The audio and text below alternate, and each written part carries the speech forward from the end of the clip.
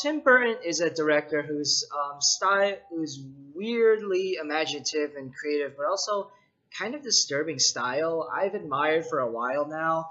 Um, he is a very visionary. He is a very beautifully visionary director, for sure. I really like a lot of his films, even films of his that aren't that good. There is always just something visual about it to admire. So yeah, so just like with my Sandler video, I'm going to rank all the Tim Burton movies that I've seen from worst to best. So the number 13 film on this list is Alice in Wonderland, the remake from 2010, not the original cartoon from the 50s. So this somewhat remake of the original Disney cartoon once again follows lead character Alice, who escapes her boring, dull life and enters into the strange, fantastical world of Wonderland, where there are no rules. Except in the remake, there are plenty of rules. Like there's this prophecy, there's this calendar that tells this prophecy of Alice who is going to return to Wonderland and defeat the evil Jabberwocky monster. Oh yeah, and apparently in the remake, she's already been there before, so it's not technically a remake. It's kind of a sequel. And also in Alice in Wonderland, they don't even call it Wonderland; they call it Underland. So basically, what I'm saying is that this new film has almost nothing to do with the original, and which is it's fine to make changes, but when you make changes that really make no sense and actually make the film worse, it it's just stupid and pointless. So so I think that this film would have been a lot better if there weren't so many like rules with this prophecy, and if it was more like not even the original animated cartoon or really the novel, but like you don't really have to maintain that much. Like you don't really have to maintain that many plot points, but you have to maintain the spirit and the tone and the message of the book, but which this film does not do at all. And I actually know someone who likes this movie, and while it's fine to have your own opinion, I just don't get why people like this movie. This film also made $1 billion worldwide. I don't understand that at all.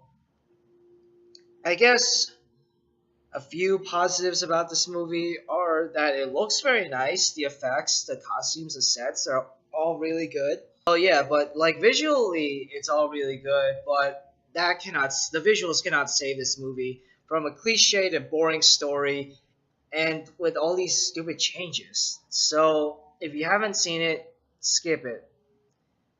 Underland, really, bro? So my next film on this list, my second least favorite Burton movie, is Charlie and the Chocolate Factory, another remake based off of the original film, which in turn is based off of a novel. So the Charlie and the Chocolate Factory is my favorite Roald Dahl book of all time. Roald Dahl was this author who wrote all these really weird and kind of mature children's books. I'm a big fan of his, and Charlie and the Chocolate Factory is for sure my favorite book from him. And so if you don't know what this movie is about an extremely poor boy named Charlie whose luck may change when the extremely rich and eccentric owner of this chocolate factory named Willy Wonka decides to let five random kids who find a golden ticket in each one of his chocolate bars. He lets these five kids take a tour of his factory, but he also has a secret plan of letting the most selfless and pure-hearted kid take over and have a claim on his fortune. So while this film is more faithful in terms of plot to the source material, the novel by Roald Dahl, I still prefer the original film from the 70s with Gene Wilder.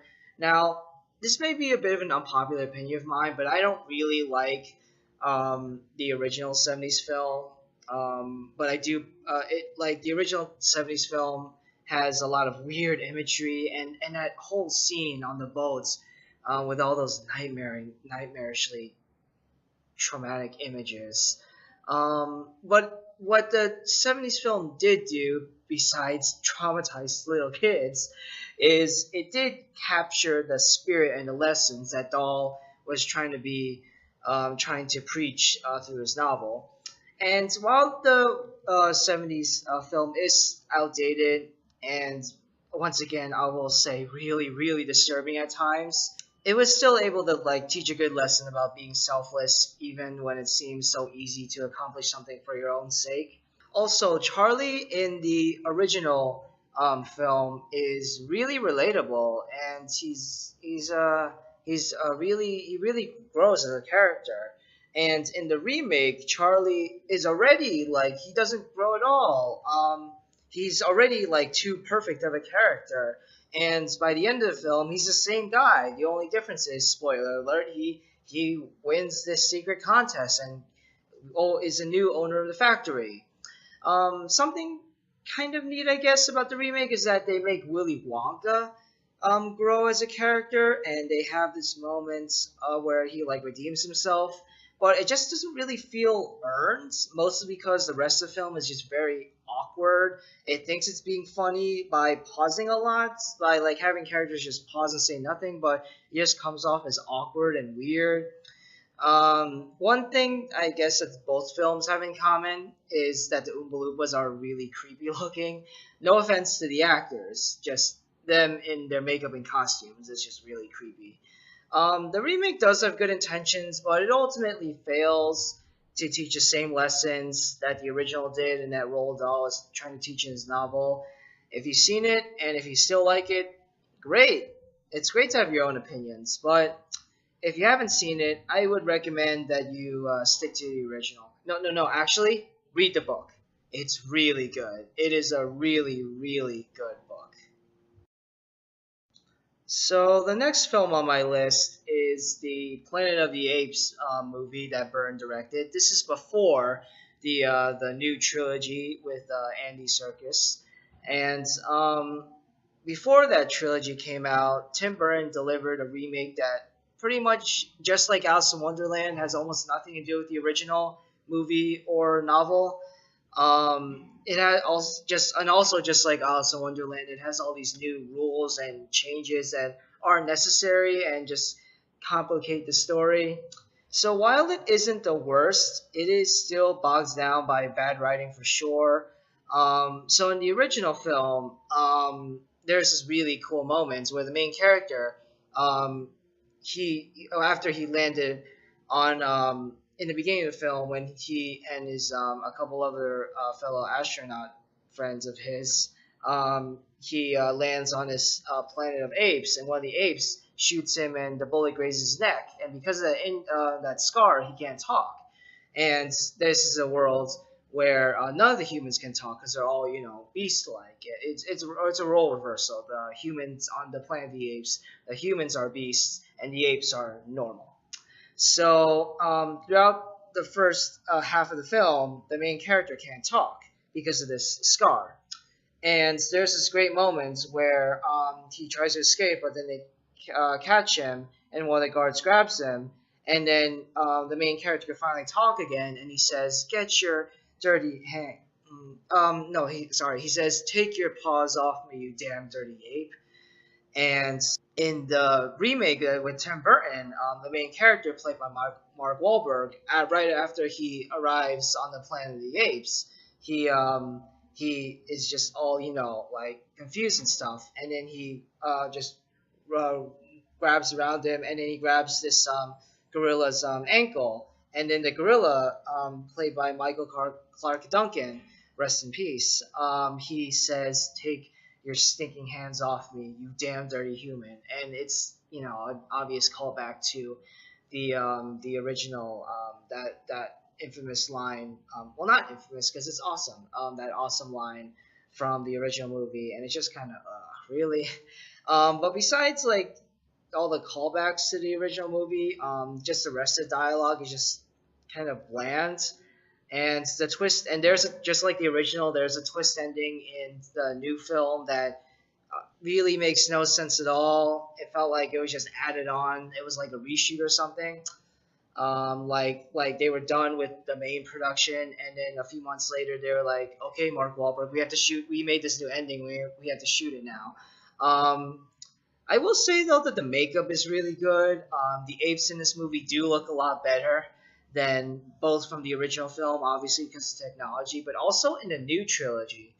Now, in the new trilogy, how they make the apes look well like apes is that they put humans in motion capture technology, and then the humans will move like apes. Well, in the original film and in the Tim Burton movie, they cover them in makeup, and the makeup in the Tim Burton movie is actually really good, which I guess is no surprise because the makeup in all of Burton's movies is really good, but but it is kind of surprising that it is better than the how the apes look with the motion capture technology. However, just no matter how good the apes look, just the rest of the film is just really bad. And also, there's this moment where Wahlberg, like this is kind of a spoiler, but he gets along really well with this female ape played by Helena Bonham Carter, and they kiss at the end. And it's just like ugh. So yeah, moving on. All right, so now we're going to be talking about a film that was not well received, but seems to have developed a bit of a cult following. Batman Returns. This is the second Batman movie that Byrne directed, and also starring Michael Keaton. So this is a sequel to the hit movie from 1989, Batman. That then that film successfully resurrected the character of Batman from obscurity, and the sequel, Batman Returns, once again follows Bruce Wayne, aka Batman, played by Michael Keaton, as he must deal with the Penguin, Catwoman, and corrupt politician Max Schreck. So this film has some pretty atrocious writing and odd pacing, and also it doesn't exactly the tone is kind of out of place. Sometimes it's really comedic, sometimes it's really dark. Um, that isn't to say there isn't good stuff as well. The effects are really good. Michael Keaton is once again great as Batman, and Bruce Wayne, and Michelle Pfeiffer, who plays Catwoman, aka Selena Kyle, she's really good as well. They all saved the movie from being completely dull. That's something about this movie is that it's really dull. But luckily, there are a couple performances that save it, and a couple of really good moments that I can't say because then I'll be spoiling the movie. But overall, it's just an underwhelming movie. So next, I'm going to be talking about Sleepy Hollow. This film, which is about police constable Ichabod Crane, he is investigating the murders of several people who have had their heads decapitated, and everyone blames the headless horseman, this kind of myth, um, mythical creature. And this film, it's interesting. While the overall mythos and storyline they aren't that interesting, what makes this film intriguing for me at least and somewhat enjoyable is the campiness. This film is very bloody. There is a lot of blood and guts, but you can kind of tell that it's fake. The whole movie overall has this very serious, dark tone, but then when the killings happen, so the whole movie is serious, and a bit slow. But then when the killings happens, it suddenly gets really fast paced and gory and violent, and there's all this blood everywhere. It's extremely bright red and stuff. You don't. And when I watched this movie for the first time, I didn't really know what to think because like it was like two different movies, like a really slow and dark one, and then it gets really silly, which is ironic because there's it gets silly when the violence happens on screen. Um, you think it would be like the other way around when they're just talking, it's silly, but then it gets dark during the violent parts. But no, it's silly during the violent parts, but dark during just when they're talking. Honestly, like so when I first saw it, I didn't know what to think, but after seeing it a second time, I kind of appreciate it. There's more good than bad. The performances, the set, the costumes, the effects. The cinematography by Emmanuel Lubezki, who won 3 Oscars for Gravity, Birdman, and Revenant, all like 3 Oscar ceremonies in a row. So while the plot isn't great, just the visual style, the sets, and the over the top violence prevent me from being just completely bored. Another movie that is kind of like this for me, where I have these conflicting feelings about it, is Evil Dead, where the story and characters aren't very interesting, but the overall visual flair and extremely bloody violence and gore make it interesting and keep me invested. And in both films, the violence is very disgusting, but because of just the campiness behind it, I don't get really grossed out, and I don't have to look away. Unlike John Carpenter's The Thing, where the violence, the gore in that is actually really realistic and brutal, and I have to like look away. So if you want to watch this movie, just watch with caution. Not just because of the violence, but because you will be constantly be doubting yourself. So yeah, watch it if you want. And personally, I think there's more good than bad.